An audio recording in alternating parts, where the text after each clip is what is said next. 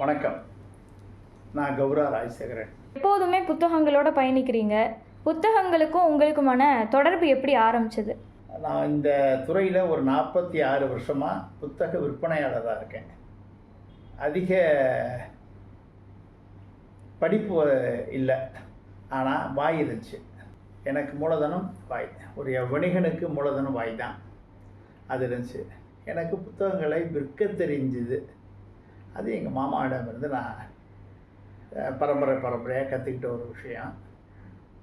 எனக்கு எதையும் இது என்ன இது என்ன இது என்னன்னு கேள்வி கேட்கக்கூடிய மனோபாவம் சின்ன வயசில் இருந்தது.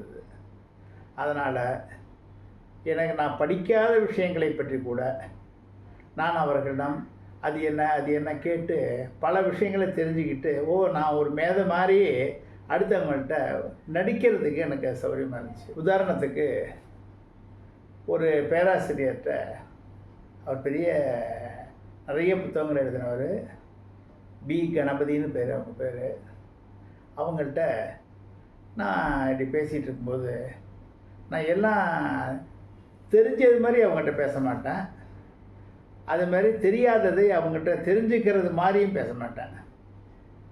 கேஷுவலாக அவங்க எனக்கு ஏதாவது ஒரு விஷயத்தை சொல்லி விளக்க வைக்க வேண்டிய நிர்பந்தத்தை என்னுடைய பேச்சின் மூலிமா அவர்களுக்கு ஏற்படுத்திடுவேன்.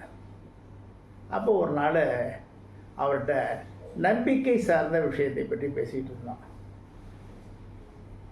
என்னங்க நீங்கள் எதை நம்புறீங்க அப்படின்னு கேட்டாங்க. உடனே எனக்கு இறை நம்பிக்கை பற்றி கேட்குறாரா இல்லை எந்த நம்பிக்கையை பற்றி கேட்குறாருன்னு புரியலை. அது இல்லை இது இல்லை அப்படின்னு நான் குழம்பிக்கிட்டே இருக்கும்போது அவர் ரொம்ப தெளிவாக ரொம்ப சாதாரணமாக அந்த விஷயத்தை எனக்கு தீர்த்து வச்சார். நீங்கள் நம்ப விரும்புகிறதை நம்புவீங்க, அப்படி தானே அப்படின்னார்.